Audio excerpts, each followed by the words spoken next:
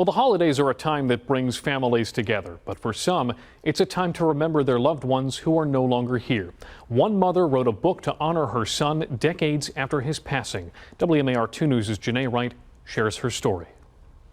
Loss, grief, heartbreak, and healing. Those are just some of the themes in this book, which is a mother's story about losing her son.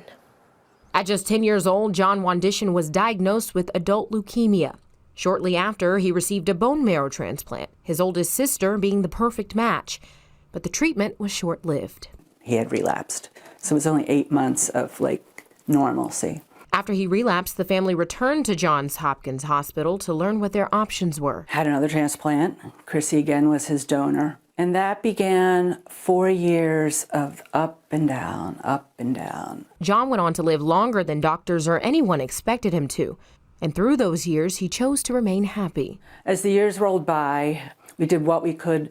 We had fun as a family. We took trips. We did as much as we could to celebrate that he was with us. And John stayed in school, graduating the 8th grade and going on to Archbishop Curley High School, living as close to a normal life as possible, despite the physical challenges he was experiencing.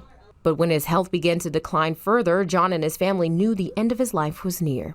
So he made a bucket list, and the family worked to check off everything on the list they could. He died in 2005, just before his 16th birthday. And decades later, his mom crossed off one more thing on that list. I kind of forgot about that. It was on his bucket list. And, for the last 20 years, I have this nag. Write that book, write that book. I'm like, I don't know how to write a book.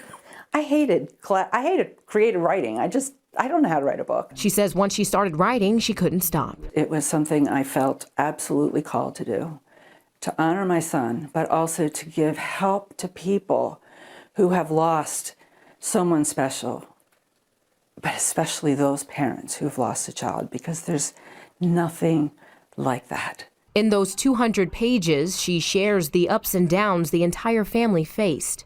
But she also uncovers the deeper meaning of life, faith, and resilience, lessons she hopes readers will learn. She also hopes people who read the book will learn to find the gratitude in everything, because it's there. It's just that we have to change our minds in the way it thinks.